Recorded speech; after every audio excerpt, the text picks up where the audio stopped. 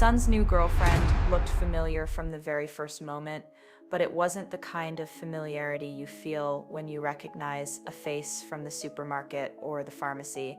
It was deeper, stranger, like catching a glimpse of an old photograph you thought you'd burned years ago. The feeling sat in my chest like a weight as I stirred the pasta sauce that afternoon, listening to the sound of their laughter coming up the front path. "Mom, we're here," Ethan shouted, his voice carrying easily through the screen door. I wiped my hands on the dish towel, the blue one with the frayed edges my mother embroidered when Ethan was born, and turned the gas down under the pot. The house smelled of garlic and tomatoes, and the faint lemon of the floor cleaner I'd used earlier. It was the smell of every special occasion in this house, layered over years: birthdays, Christmases, first days of school, and apparently the first time my 22-year-old son brought a serious girlfriend home to meet me. I told myself the twisting in my stomach was just the usual mother's nerves, but as soon as she stepped through my front door, I knew better. She was beautiful. Of course she was. That was the second thing I noticed. The first was the way my heart stopped. "Mom, this is Lily," Ethan said, his hand resting lightly on her back as he guided her into the kitchen. "Lily, this is my mom." She smiled, a little shy but self-possessed in a way I recognized from 100 young women who'd come through my classroom in my 30 years of teaching. Dark hair pulled into a low ponytail, soft sweater, jeans, a silver pendant at her throat. Her eyes were a warm hazel, and I knew those eyes, not from the classroom, not from town, from somewhere else, somewhere I had spent more than 2 decades trying very hard not to revisit. I forced my mouth to curve into something like a smile. "Lily, hi, I'm Margaret." She stepped forward, extending her hand. "It's so nice to finally meet you, Mrs. Clark. Ethan's told me so much about you." I shook her hand. Her skin was warm, her grip firm. There was nothing strange about the contact, and yet, under all of that normalcy, the sensation that I had touched this person before, or someone almost exactly like her, would not let go. "Just Margaret," I said. "Come in, sit down. I hope you're hungry. I made enough pasta for an army." "That's perfect," Ethan said, grinning. "You know how I eat." "I do," I said, dryly. "That's why there are 2 loaves of garlic bread." They laughed and sat at the table while I moved around the kitchen, pretending everything was ordinary. The wooden spoon felt heavy in my hand, the ticking of the old wall clock, the hum of the refrigerator, the soft clink of plates as I set the table. All of it felt exaggerated, like someone had turned up the volume on normal life. The familiarity itched at me. It was in the tilt of Lily's head, the way her eyebrows lifted when she listened, the shape of her hands as she reached for her water glass. It was ridiculous, I told myself. I was 60 years old, tired from a long week at the elementary school library, not sleeping well these days. Faces blur together at my age. She probably just reminded me of a student from years ago, or of someone I'd seen in town, or more likely, I was being territorial in that quiet, shameful way mothers sometimes are, searching for flaws in the woman who might take their son further away. "How was the drive?" I asked, more for something to say than from real curiosity. "Good," Lily said. "It's actually a really pretty stretch, once you get off the highway. Those old farms, and the stone walls." She made us stop so she could take pictures of that big red barn near the river. Ethan interrupted. "It had ivy growing up the side," Lily said, smiling at him. It looked like something out of a movie. There was an ease between them that made my chest ache in a different way. They clearly adored each other, which is what I'd wanted for Ethan, always. Love that fit, a future that felt safe. Hot water splashed as I drained the pasta, steam rising up with the scent of starch and salt. I glanced back over my shoulder, and that was when I noticed it. The thing that turned the itch of unease into a cold, hard certainty. Lily had pushed her sleeve up to reach for the bread basket.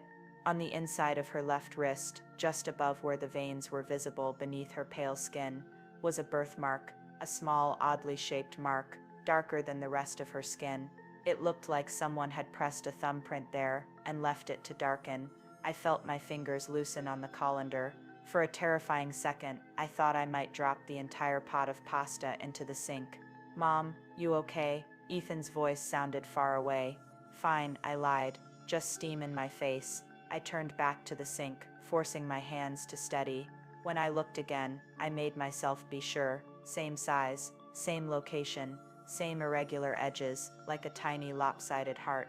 I had seen that birthmark before, once, 23 years ago, in a hospital room that smelled of antiseptic and baby powder, on the wrist of a newborn I'd held for exactly 11 minutes before I gave her away.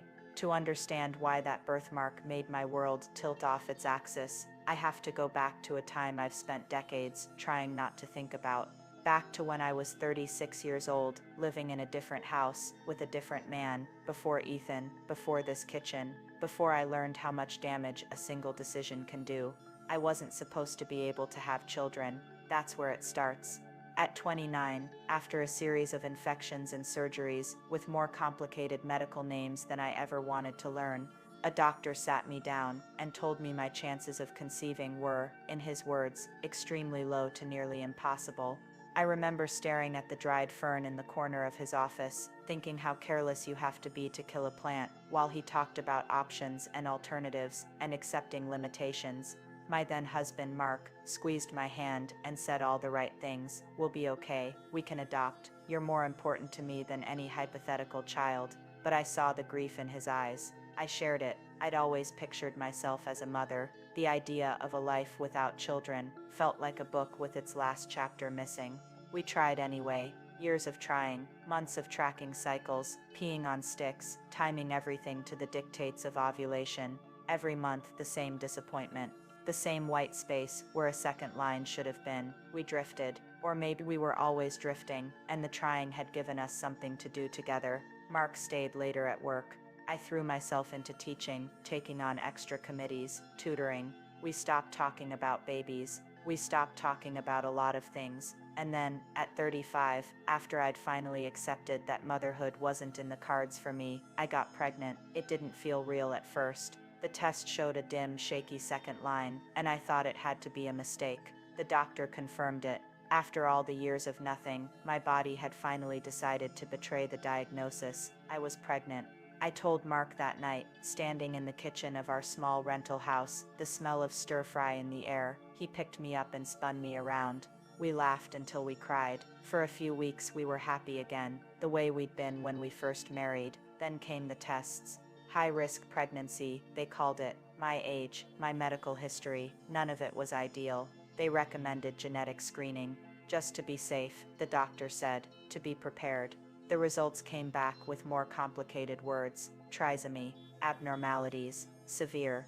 We can't tell you exactly what her life will look like, the genetic counselor said gently, but we can say with confidence that she will have significant intellectual and physical disabilities. She may never walk independently. Her lifespan may be shortened. There may be heart defects requiring surgery. I remember saying faintly, "It's a girl?" Yes, I'd always wanted a daughter. They talked about options, termination, carrying to term and preparing for a medically complex child, selective reduction, words that sounded clinical and detached, not at all suited to the storm of terror and love and confusion raging in my chest. Mark was quiet on the drive home. Finally he said, "We have to be realistic, Maggie. We can't do this. You know we can't. She's our baby," I whispered. "She might not even survive birth," he said.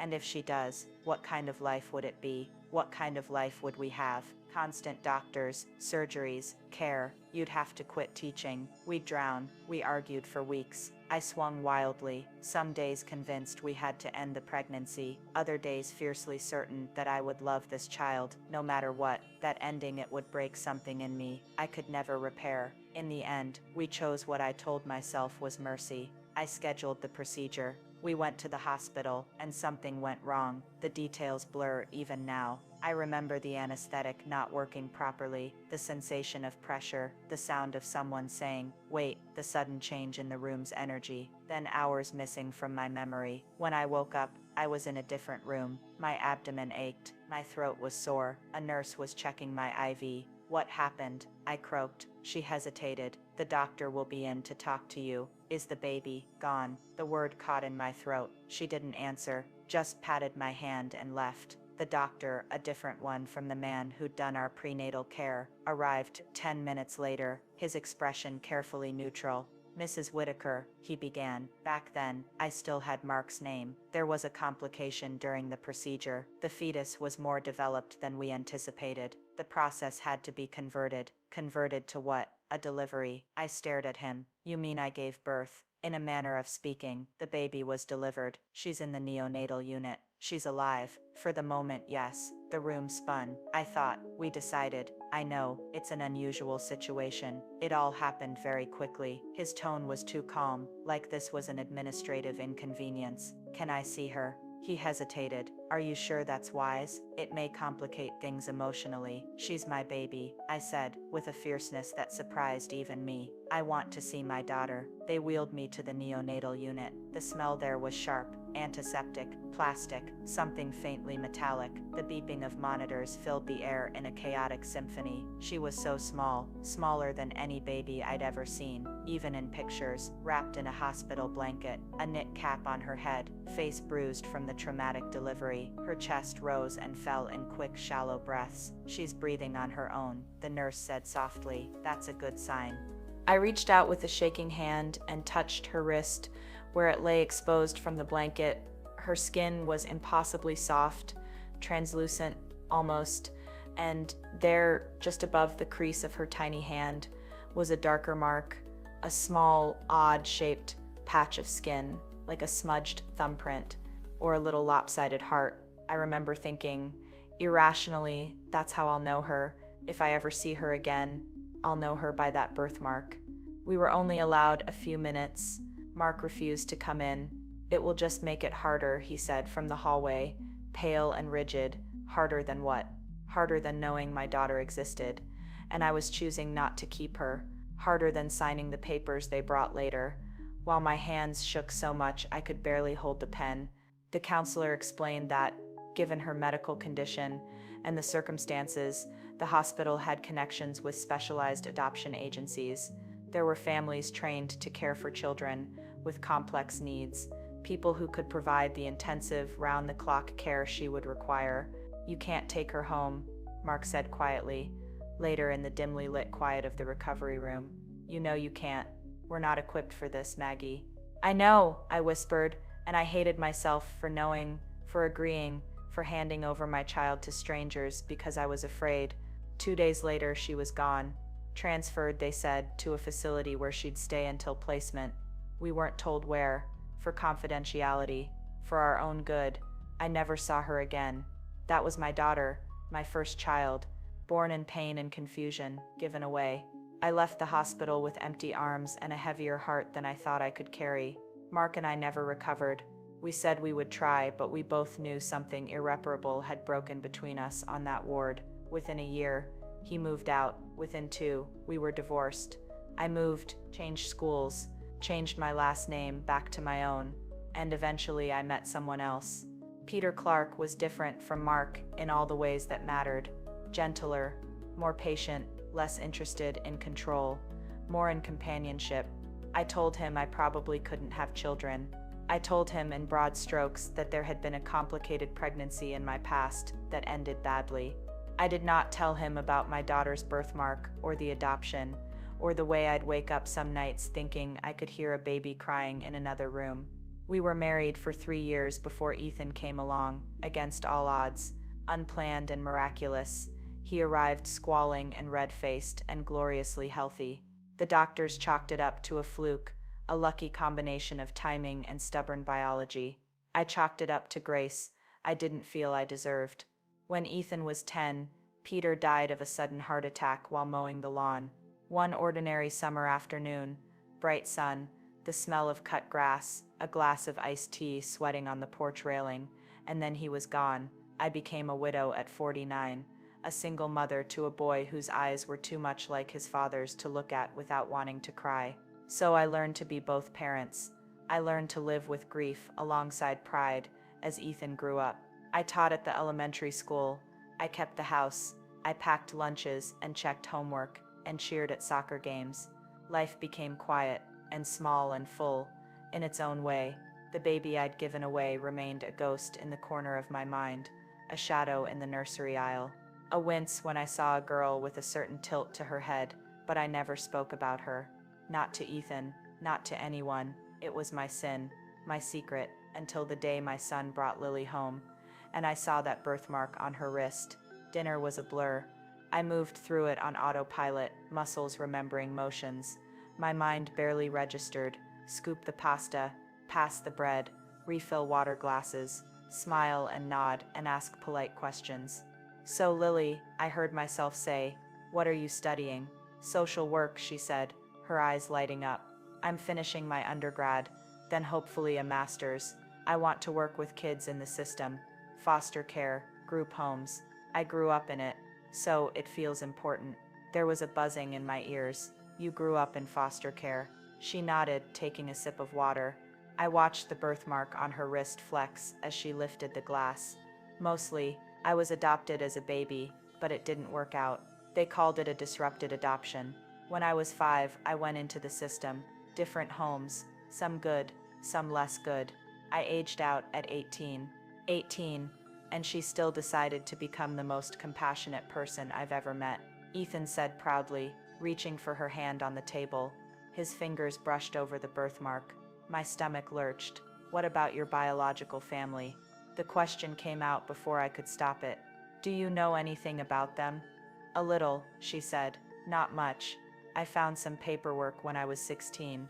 My birth mother was 36. She had medical issues. I was born with a bunch too. They thought I wouldn't live. When I first met her, Ethan added, she told me she was a miracle. And she is. She laughed, but there was sadness at the edges of it.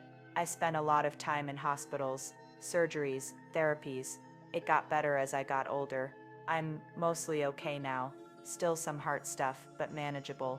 36. Medical issues. Heart problems. A baby they thought wouldn't live. I put my fork down carefully. The room felt too warm. The light over the table seemed harsh.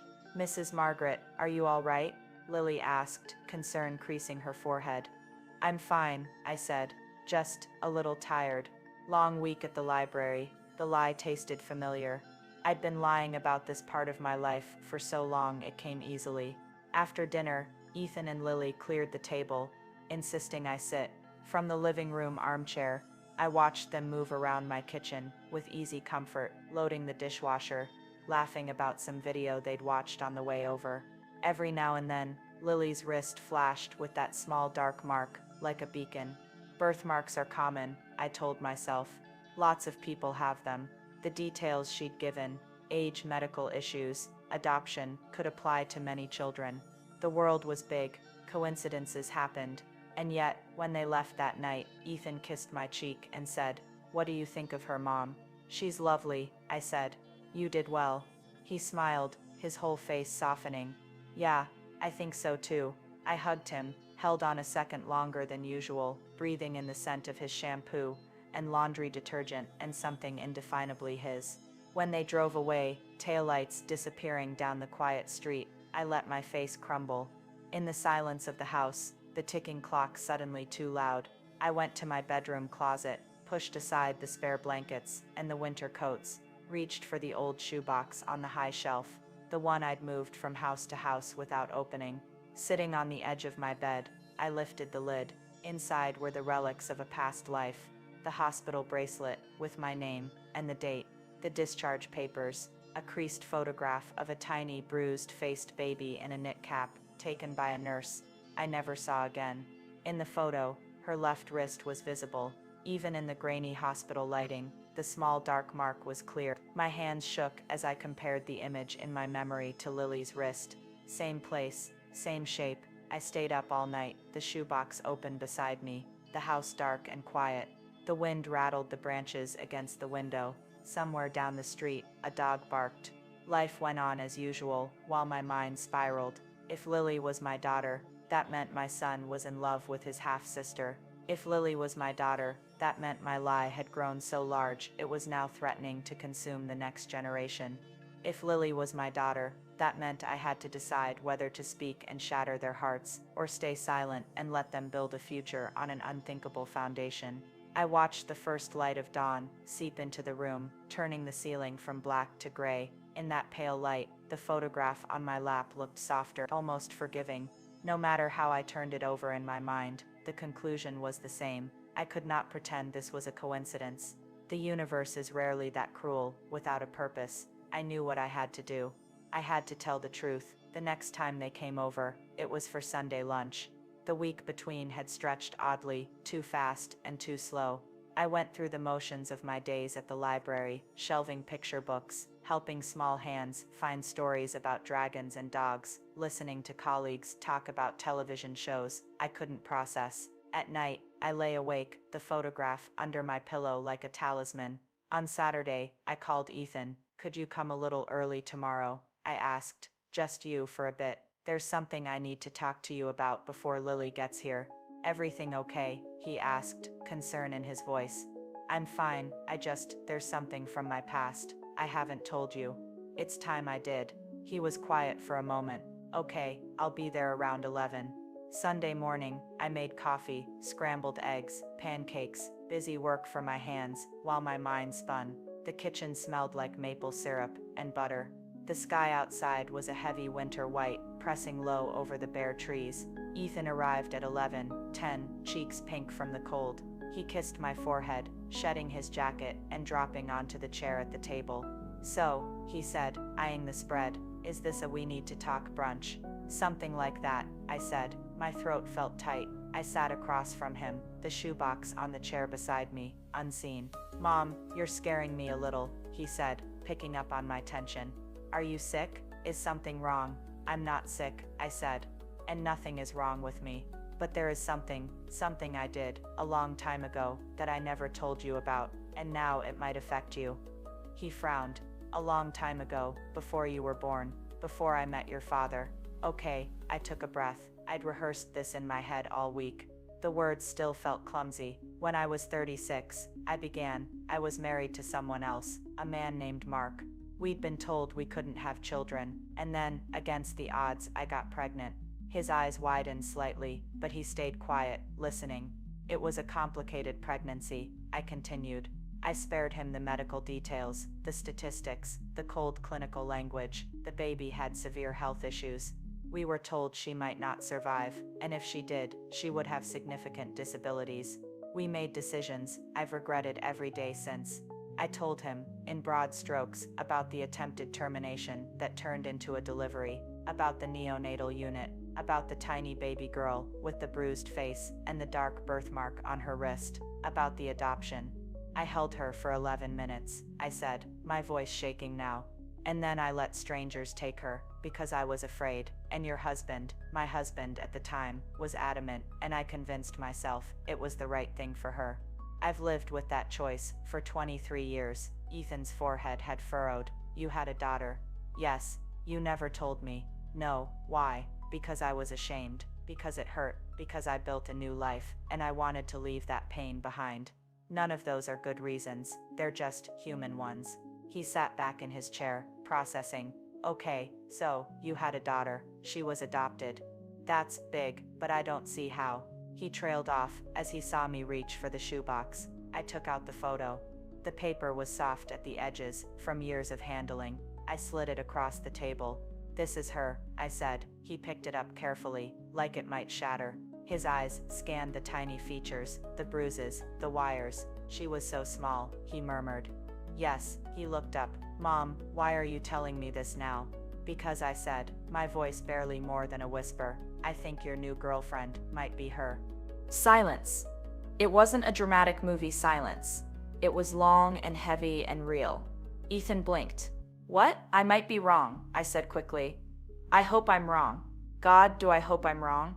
But when Lily came over last week, she said she was adopted as a baby, that her adoptive placement disrupted, that she spent her childhood in foster care. She mentioned medical issues, heart problems that improved as she grew. Her birth mother was 36. That could be a coincidence." "It could," I said, "but there's something else." I reached into the box again, pulled out the hospital bracelet, the discharge paper. I didn't slide them to him yet. Instead, I looked him in the eyes. "She had a birthmark," I said, "on the inside of her left wrist, a small, dark shape, like a thumbprint. or a lopsided heart. I watched the realization spread across his face like a stain. Lily has a birthmark, he said slowly. On her left wrist, I know. He shoved his chair back, standing up so abruptly it scraped the floor. No, no, this is insane. I know, I said again. Believe me, I know. I have been hoping all week that I was imagining it, that my guilt was turning coincidences into conspiracies. But if there is even a chance that she is my daughter, that makes her your half-sister, Ethan. He stared at me, color draining from his face. You think I brought my sister home as my girlfriend? I think there is enough overlap that we need to find out, I said quietly. He sank back into the chair, hands in his hair.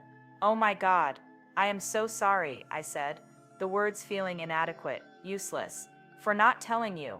For not dealing with this years ago. For letting my fear put you in this position. Does she know? He asked. Does Lily know who her biological mother is? I don't know. She said she found some paperwork. She might have a name, it might be a fake name. Adoption records can be complicated. He closed his eyes briefly. When he opened them, they were wet.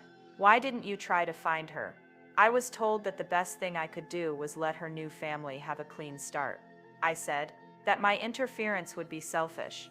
And I was so ashamed, Ethan. I thought I didn't deserve to know her, that I'd forfeited that right. I swallowed. That was cowardly. I see that now. He nodded slowly, staring at the table. We have to tell her. I think we have to start by asking, I said gently. We need to know if her records match mine. Birth date, hospital. Identifying details. If we're wrong, if this is just a tragic overlap of circumstances and a similar looking birthmark, then we'll apologize for the weirdness and somehow move past it. And if we're right, then you can't be together, I said. Not like that. And I will spend the rest of my life trying to make amends for putting you both in this position. He let out a harsh little laugh that wasn't amused at all. You always did say my love life would be complicated. Ethan, he waved a hand, wiping his eyes with the heel of his palm. It's not funny. I know it's not. I don't know how to process this. Neither do I admitted. But we'll do it together. If you'll let me. He looked at me for a long moment, then nodded. She's going to be here in an hour. I know. Okay, he said, taking a deep breath. Then we'll ask. All of us, together. The hour between that conversation and Lily's arrival felt like a lifetime packed into 60 minutes. Ethan and I sat in the living room, the shoebox on the coffee table between us, the photograph on top. The TV was on, but the sound muted, flashing images of a world that had no idea we were about to split ours open. At 12:05, a car pulled into the driveway. My heart sped up. Ethan stood, rubbing his hands on his jeans. This is going to hurt, he said. I know. Not just me. Her too. Maybe more. I know. She doesn't deserve that. No, I said. She doesn't, but she deserves the truth. We met her at the door together. Lily stepped in, unwinding a scarf from around her neck, cheeks bright from the cold. Hey, she said, smiling. Sorry I'm late. The bus. Ethan, I said quietly. Why don't you take her coat? He understood, took her scarf and jacket wordlessly, hanging them on the hook by the door. Everything okay? She asked, looking between us. You both look like someone died. Can we sit down? Ethan said. There's something we need to talk to you about. Her smile faded. You're scaring me. We sat in the living room, Lily on the couch, Ethan beside her, me in the armchair opposite. The shoebox on the table felt like a third presence. Ethan, she asked, searching his face. He swallowed. Lily, my mom told me something this morning, about her past, about a baby she had before me. A girl. Lily blinked, slowly. Okay, she was 36, he continued. The baby had serious health issues. She was adopted out as a newborn. Lily's eyes widened slightly. Her hand moved unconsciously to her left wrist, fingers brushing the birthmark. I grew up in the system, she said carefully. I was adopted as a baby, but it didn't last. I know, Ethan said. You told us. My birth records say my mother was 36, Lily added, her voice unsteady now. She had complications. I had heart problems. They didn't think I'd live. The thing is, Ethan said, glancing at me, there's more. There's a birthmark. He nodded at her wrist. Her hand fell away, leaving the mark exposed. A small dark patch, I said softly, on the inside of your left wrist, like a thumbprint, or a lopsided heart. Silence stretched, the clock ticked. Somewhere in the kitchen, the refrigerator hummed to life. Can I see your records? I asked gently. Just the basic. Date of birth, hospital. We won't do anything without your consent, Lily. But if there's even a chance, we need to know. Her eyes were filling with tears. You think maybe I think there are too many similarities to ignore, I said. And if I am your birth mother, I owe you the truth. I owed it to you a long time ago. But this is the first chance I've had to give it. She looked down at her wrist, at the mark she'd probably never thought much about. Then she nodded, swallowed hard, and pulled her phone from her pocket. I have a picture, she said, her voice trembling, of my file. I wasn't supposed to take it, but I did. She scrolled, hands shaking, then handed me the phone. I saw the scan of the old document. The hospital's name hit like a physical blow. The date 23 years ago, in late November. The words female infant. The notation mother. Margaret Whitaker, age 36. It was like looking at my own confession in black and white. I handed the phone back carefully. That's me, I said. I was Margaret Whitaker then. Lily's hand went to her mouth. A small sound escaped her. Half laugh, half sob. Oh my God, she whispered. Oh my God. Ethan stared at the coffee table. His knuckles were white where his hands clenched together. Lily, I said, feeling my own tears spill over now. I am so sorry. For everything. For not trying to find you. For not being there. For letting you grow up without knowing. You have every right to hate me. I wouldn't blame you if you walked out that door and never spoke to me again. But I need you to know that I thought about you every day. That I have loved you in my own broken, cowardly way. From the moment I held you. She looked up at me through tears. You gave me away. Yes, they told me my mother didn't want me. They told me you would have a better life with someone else, I said. That you would get the care you needed. That I wasn't equipped. They told me it was the kindest thing I could do. I shook my head. Maybe it was. Maybe it wasn't. But it broke me. And then I built a new life on top of that brokenness. Instead of dealing with it. She let out a harsh little sound. Well, the better life thing didn't exactly pan out. I know, I whispered. And I am so sorry. We sat in the heaviness of that for a long moment. Then Lily turned to Ethan. As if suddenly remembering he was there. You and I, she began, then stopped, unable to finish. Half siblings, he said hoarsely. If the DNA test confirms this, which... Her face crumpled. Oh God, oh God. Ethan reached for her hand on instinct, then pulled back, as if touching her were suddenly forbidden. She noticed, let out another half laugh, half sob. This is sane, she said. This is wrong, Ethan said, on so many levels. I didn't know, she said quickly, desperately. I swear to you, Ethan. I didn't know. If I'd had any idea. I know, he said. Of course you didn't. None of this is your fault. His eyes flicked to me. The unspoken conclusion hung there. It's hers. It's mine, I said aloud. Because someone had to. All of this is because of choices I made. Choices I kept hidden. You are both innocent in this. You have done nothing wrong. Lily laughed again, bitter now. I've done plenty wrong in my life, she said. But this isn't one of those things. We'll get a test, Ethan said. A DNA test, just to make it official. To know for sure. Do we need it? Lily asked, looking between us. I mean, the names, the hospital, the birthmark. It's a formality, I said. But yes, we should. For your records. For truth's sake. She nodded slowly. Okay. Then she looked down at her joined hands in her lap and said, in a very small voice, so we can't. No. Ethan said gently, we can't. She nodded, pressing her lips together to keep them from trembling. Right, of course, that would be gross. And illegal, I added, because sometimes bluntness is all you have left. She let out a helpless giggle, wiping at her eyes. Oh God, I'm laughing. Why am I laughing? Because sometimes you laugh when you want to scream, I said. She looked at me for a long moment. Do you have more pictures of me? From then, just this one, I said, tapping the photograph. They didn't let me have more. Privacy, they said, for the adoptive family. And you kept it, she said, for 23 years. Yes. Can I have it? The question pierced something tender in me. That picture had been my only link to her for so long, but it was hers first. Of course, I said. It's yours. I handed it to her. She took it carefully, tracing the outline of the tiny bruised face with her fingertip. I always wondered what I looked like as a baby, she murmured. Now I know. A mess. You were perfect, I said. You were alive. That was the miracle. She swallowed hard.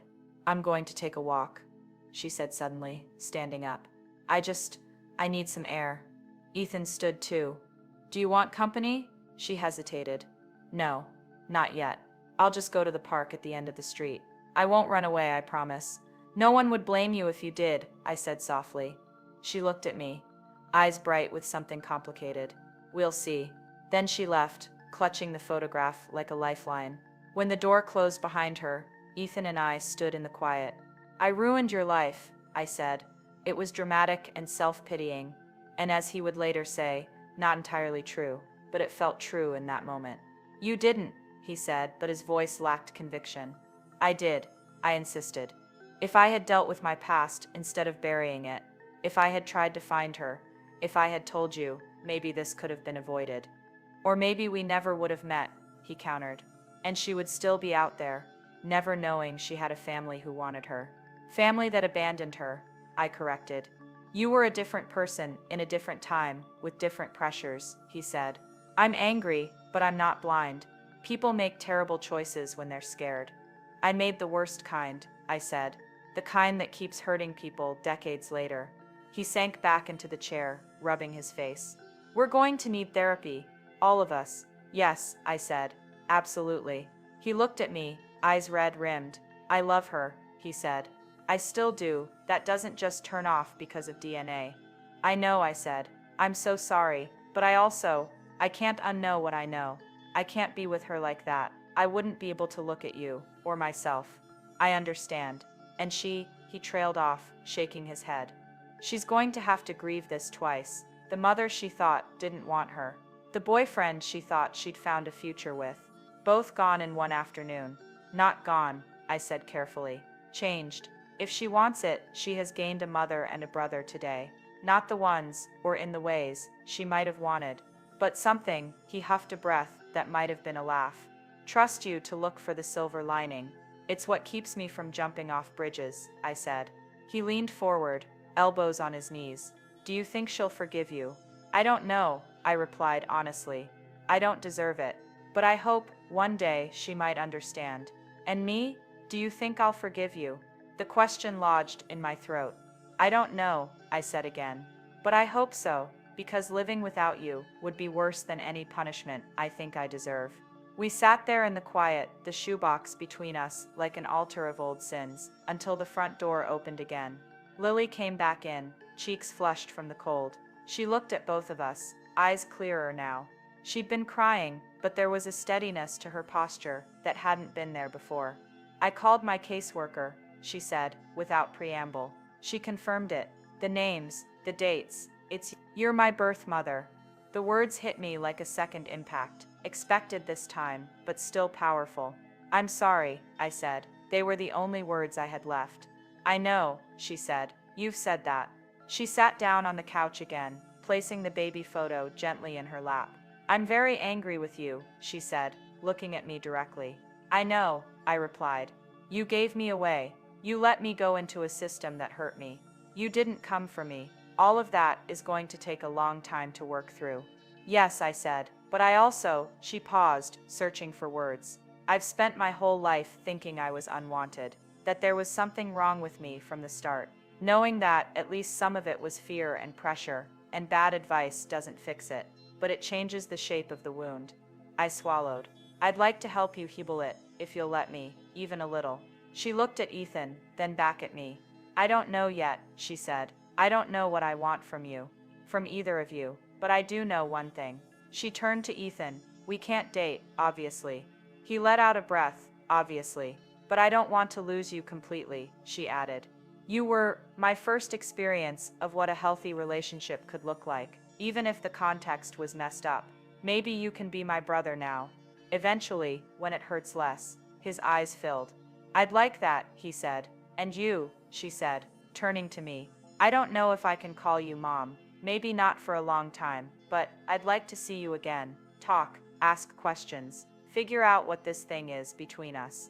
It's yours to define, I said. Whatever you want to call me, whatever distance you need to keep, I'll accept it. She nodded. Good, because I'm going to set some boundaries. An involuntary laugh escaped me.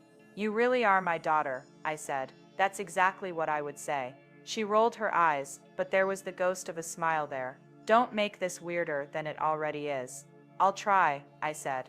No promises. We talked for hours that afternoon. About her childhood, about the homes that hurt and the ones that helped, about the surgeries and the scar down her chest she'd always hated, about the counselors who told her it wasn't worth trying to find her birth mother because she probably didn't want to be found, about the teacher in 7th grade who'd seen something in her and urged her toward social work. I want to be the person for other kids that I needed when I was in the system, she said. Someone who stays, someone who fights for them.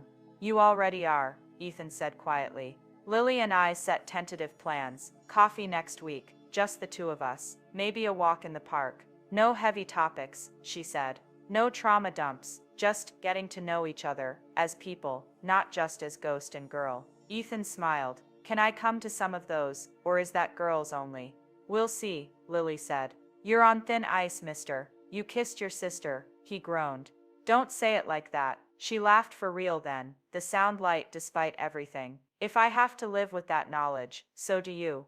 The DNA test came back 3 weeks later. It confirmed what we already emotionally knew, a 99.9% probability that Lily was my biological daughter, which meant a 50% probability that she was Ethan's half-sister. We put the paperwork in the shoebox, now richer with new documents. We kept the box, but we also started to live outside of it. Lily kept seeing Ethan, not as a boyfriend, but as a brother. It was weird at first. They stumbled over labels, over habits of touch. She admitted that sometimes her brain would flash images of the way he'd looked at her when they were dating, and she'd have to mentally file them in a different folder. It's like my brain has to re-download him as a different person, she said, once over coffee. It takes time. It will, I agreed. Brains are stubborn, so are hearts, she said. We saw each other regularly, sometimes all three of us, sometimes just Lily and me. We went slowly, talked about books, favorite foods, silly things, before we tackled the heavy topics. When we did it with the help of a therapist. Lily found a woman who specialized in adoption reunions and complicated family systems. In therapy, I said out loud the things I'd never said to anyone. I was a coward, I said. I let fear and shame make decisions that impacted other people's lives. I told myself I was doing what was best for her, but really I was trying to protect myself. And now, the therapist asked. Now, I said, I'm trying to be brave, even if it's 23 years late. Lily said, I don't know how to hold both truths at once, that she abandoned me, and that she loved me, that she broke me and that she can help me heal. It feels like my chest is too small for both. The therapist nodded. Maybe it's not about holding both comfortably. Maybe it's about acknowledging that they exist side by side, that humans are capable of both harm and repair, and that you have the right to decide how much of each you allow into your life. Ethan came to some sessions too. He said, my mom was my anchor. Knowing she'd lied about something so huge makes me question my own judgment. If I didn't know her, do I know myself? If I could fall in love with my half-sister, what does that say about me? It says nothing bad about you, the therapist replied. You didn't have all the information. You made the best choices you could with what you knew. Now you know more, so your choices will change. That's growth, not condemnation. He nodded, but I could see the battle in him. It wasn't just my trust he was rebuilding, but his own. People sometimes talk about justice as if it's always a matter of courts and sentences and balance sheets of right and wrong. At 60, with the benefit of hindsight and therapy bills, I've come to see justice differently. There was no legal punishment for what I did, no law against making a desperate choice under pressure, against signing away your child's future to people who promised they knew better. There was no courtroom where I could stand and plead guilty to emotional cowardice, no judge to hand me a sentence. My punishment was this: watching my son's heart break when he realized the woman he loved was also his sister. Watching my daughter's face as she heard my explanation and weighed it against years of pain. Knowing that my attempt to hide from my past almost cost my children their future. My justice, if it can be called that, is this: I did not look away. Not this time, when Lily walked through my door, wearing my eyes and my birthmark, and the life I had tried to pretend wasn't mine. I could have chosen silence. I could have swallowed the recognition, told myself I was imagining things, and let them carry on. The odds of genetic complications from a half-sibling relationship are real, but not certain. They might have had healthy children. They might have lived their whole lives, never knowing. But the lie would have metastasized. It would have sat between us at every holiday, at every family gathering, growing heavier with each unspoken word. And maybe one day, it would have come out in some other way, through a medical test, or a bureaucratic error, or one of those home DNA kits people buy for fun now. So I chose to speak, to put the grenade in the middle of our peaceful little kitchen, and pull the pin myself. Justice, I've learned, isn't about avoiding consequences. It's about facing them willingly. Once you realize what you've done, I will spend the rest of my life making amends. Not because I think I can erase the harm, but because I owe my children the version of me I should have been all along: honest, even when it hurts, brave, even when I'm terrified. Today, as I sit at this same kitchen table, the blue dish towel folded neatly by the sink, I can hear Ethan and Lily laughing in the living room. They're watching some silly show together, arguing over which character is more annoying. Brother and sister banter. Easy now. The edge has dulled with time and therapy and a lot of talking. I look at Lily sometimes and see the baby I held for 11 minutes. I look at her wrist and see the birthmark that changed everything. I look at Ethan and see the boy I raised, the man he's becoming, stronger for having walked through this fire. And I look at myself, lines at the corners of my eyes, hands rough from years of shelving books, and washing dishes, and clutching secrets. And I see someone who was weak, once. Someone who chose silence, and paid for it. Someone who, when given a second chance, finally chose the harder, better thing. My son's new girlfriend looked familiar. Then I saw the birthmark, and realized the truth. The truth didn't set us free, not exactly. But it did give us the chance to build something real on top of the ruins. And at my age, that's all I can ask for.